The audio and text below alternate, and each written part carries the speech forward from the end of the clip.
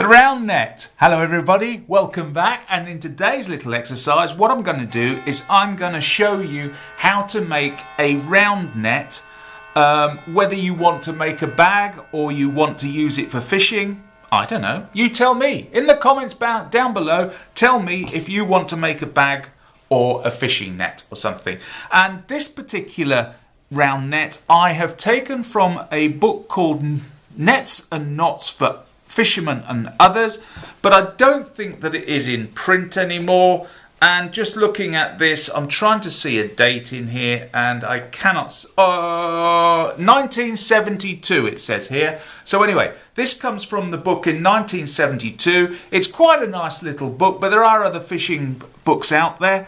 And what I've done is I've loosely followed the instructions. I mean, my way of knotting may be slightly different to what they've done, but it's just what I've learnt in the past on other net making projects.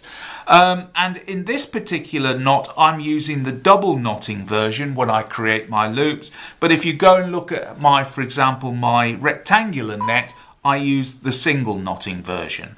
So anyway, what I'm going to do is I'm going to show you how to do the first couple of rows, and then at the end of the video there'll be more information on how to build out those rows as to what the formula is. There seems to be a little bit of formula to it, and I will put that at the end of the video for you. So anyway, without further ado, let's get on and let's make a little round net. So, some of the tools that we're going to need to create our round net are as follows. The first thing that we need to consider is the actual size of the mesh that we're going to create for our round net. And what governs that are a couple of things. First of all, you've got very different sized netting needles. A very fine one here for small nets, and this one is for larger nets. Now the thing that governs the size of the netting needle is the actual net gauge or net card itself, and the size of that determines the size of the actual net that you're going to be created. So in other words, if this was even narrower, you'd have a smaller net, and so therefore you would probably need a finer needle. And so in this particular case, for today's little exercise, I'm going to use the smallest, the brass one here, of the three. You can, if you want to, just use your netting needle if that's the particular size you want to go for on your net. You know, it doesn't matter what it is, so long as it creates the size, and you'll see it in action and you can determine from that what you want to use. So we've got our net gauge. The next thing we've got is we choose our netting needle, and once again, the netting needle, if it's very fine mesh, you're going to be using this one here because otherwise it won't squeeze through the hole. And there's a larger one here. They come in various different sizes. Also, in today's little exercise, I'm going to use myself an endless stainless steel ring. But you don't necessarily need one of these. You can actually make yourself a circle out of some cordage or the actual twine itself to make the actual circle that you got for starting your net off. The other thing that I've got here is I've got a little bit of paracord, and you will see that in action as we go through. And then finally, obviously, we've got our, oh, it's a bit manky that one. We've got our twine here, and once again, all this stuff that I am showing you here, I will put a link at the end of the video for information on that as to where you can get it from and what sizes, etc. So have a look at the end of the video for that particular thing. So anyway, what I will do now is I will go and set it up and show you the first thing that I'm going to do, because what we're going to be doing is casting onto our ring here. So the next thing that we need to do now is we need to put our netting twine onto our netting needle. And if you've never done that before, this is how you do it. There's my twine. Get the end of my twine there like so, pull off a fair bit, and it rolls all over the place as usual. I really need a proper jig to hold it in. But the whole idea now is hold it in your hand like so, and then place the end of the twine under your thumb, and then when it's under your thumb, you just work your twine over that central needle there and bring it down. Then take it to the bottom, there like so. Then bring it round, turn it over, but don't let go of that original strand to start with, because otherwise it will all slip loose. And then what I do now is I just take it up to the top, pass it over that needle there like so, down and round the back, turn it over like so, and then I've let go of that front bit now because it's held in place, and just keep passing it over the netting needle like so. And that's all you do. As simple as that, and then load it up until it is full. I'm going to be using this particular netting needle here, and you can see I've got quite a lot of cordage on that. But the thing is, with net making, just remember it is cord hungry, so if you can put a load on there, but the thing you've got to remember is that once it fills that needle to at that point there, you've got as much on as you can get. And the other thing is, don't forget, as you're doing it, you're bulking this out. So you've got to make sure that it's not too bulky to pass through the actual net, parts of the net itself. So that's other things to consider when you're doing it. Now the next thing as well is that what I've done is my little ring here that I'm going to put my first loops onto, I've tied it onto a piece of paracord here. In this particular case, I've just tied my favourite knot, which is the poacher's noose, and it's going off into the distance, and it's going to be secured at that end so that I can pull up nice and tightly on it. So the next thing we're going to do is we're going to actually cast on to the ring itself. So here we have the end of my line here, and what I'm going to do is I'm just going to tie it onto this ring, and you want a secure knot for this, so whichever knot is your favourite knot is the knot that you use to tie it on. My current favourite knot for this sort of thing is the poacher's noose, but you can use the bowline or something else, and all I'm going to do is just wrap it round, tie it on. And if you don't know how to tie the poacher's noose as such, have a check out of my videos. It's listed there as well. And then now that I'm just passing that through, it is a bit fiddly.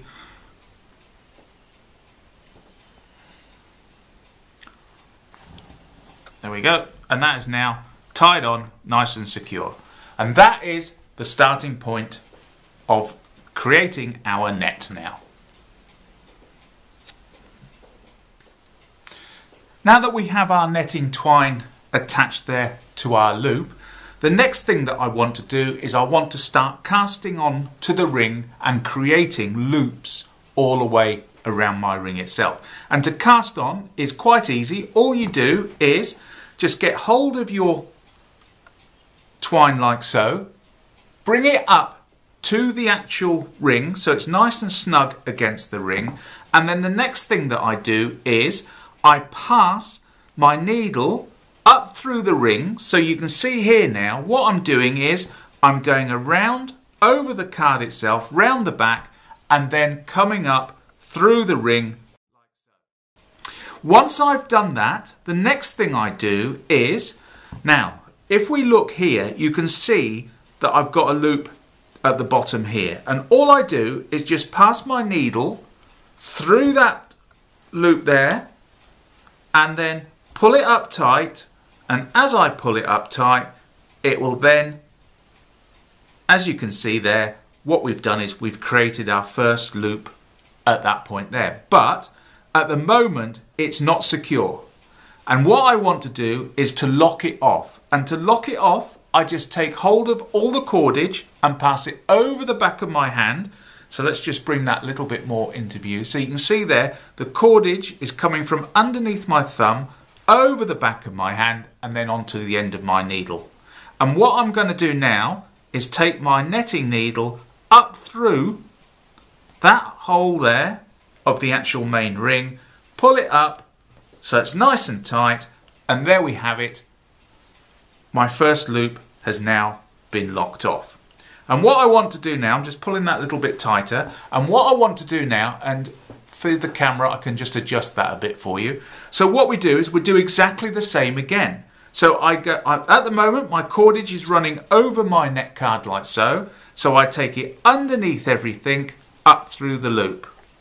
As I come up through the loop, I then take it down through that loop at the bottom. So if I just move there you go, through that loop at the bottom there. So pass it through that loop and let it pull up. Just pull it up over and then pull it up nice and tight like so.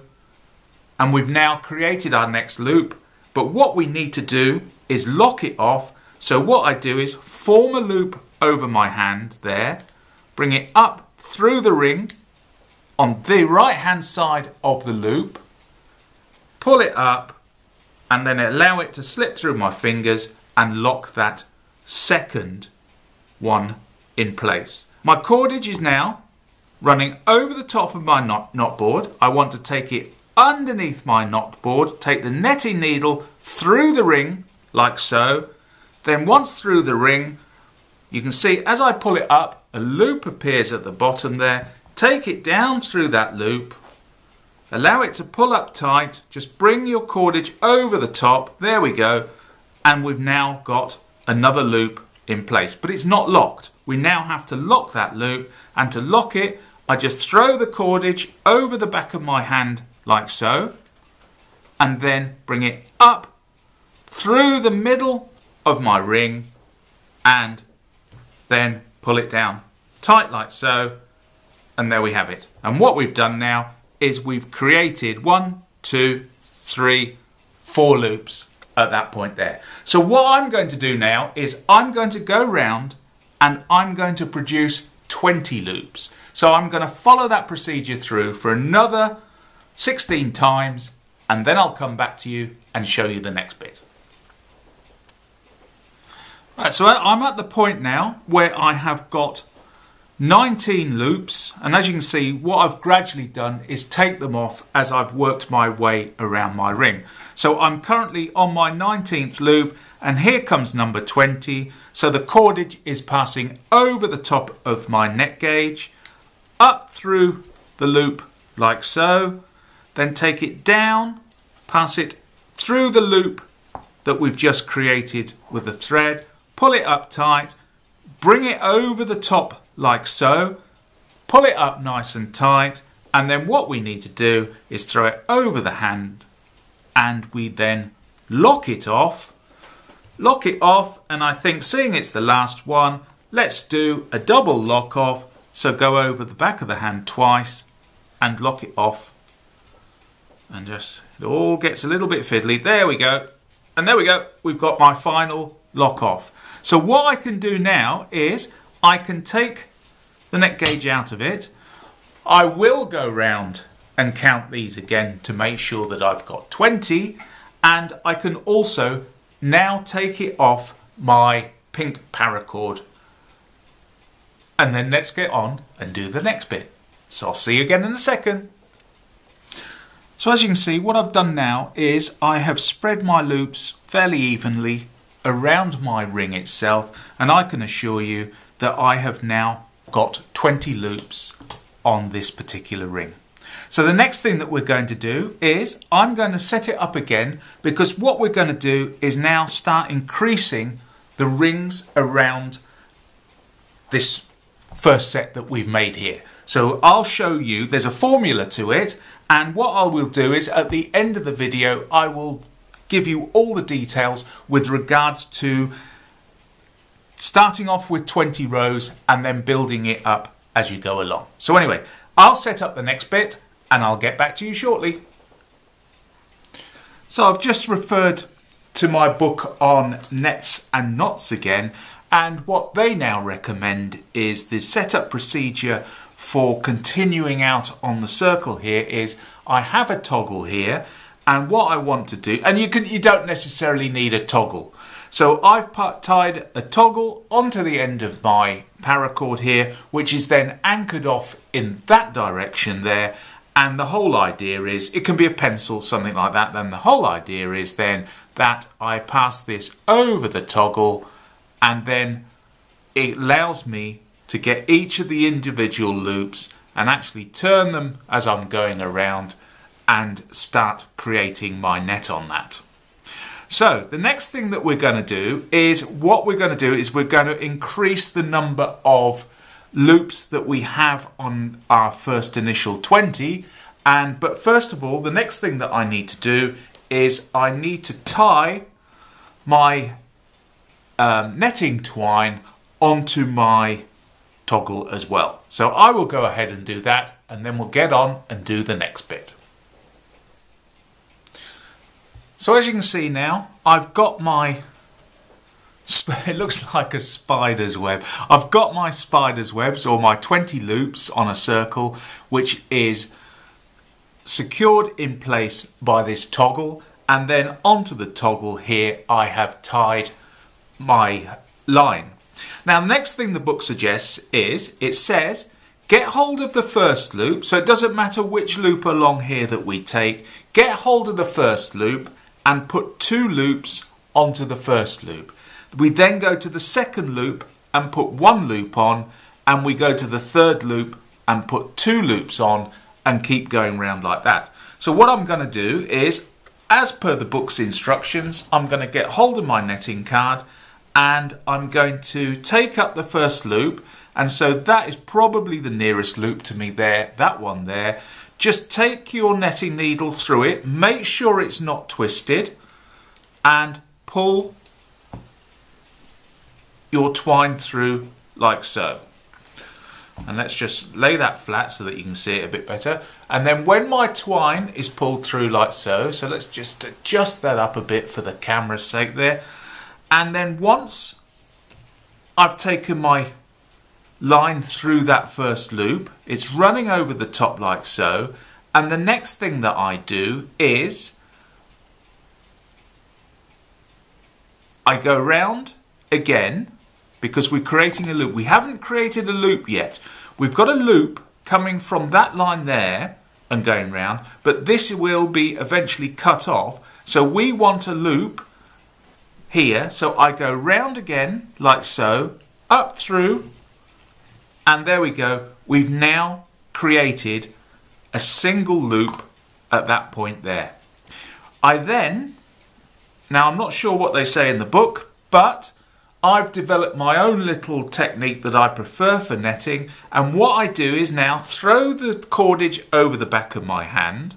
I go underneath the 2 of that loop that I've picked up there and come through, and then before I pull it up tight, to show you that, I then go between the loop, the 2 loops, or the 2 sides of the loop, and bring it up through my initial loop that ran over the back of my hand, like so, and then pull that down, and what I've done in effect is put a double knot in there. And I'll show you that again. So this time we're going to do the second loop, so let's just adjust that slightly. So I've already got 1 loop there onto that loop, and what I'm going to do now is go over my card again, up round the back, through that first loop, like so, pull it up tight, and you can now see that I've got 2 loops on the first loop, and then take it over the back of my hand, like so, take it over, go round the back of both, then go through the centre of that loop, and get the tangles out, pull it up tight, and there we go. We've now, if I take that off now, you can see now here I've got 2 loops on that single strand there. Okay, and I personally prefer to do the double knot method, but if you look at my previous video on net making, you will see that I've used the single one where I've done the long net. Right, and so the next thing is, so we've done 2 on 1. We now pick up the next loop along. Now this is the problem, it does swing about a bit, and I can see here that my next loop is this one, but according to the instructions it says only do 1 on this loop. So I'm going to go up through that loop, like so. Take it under, and there we go.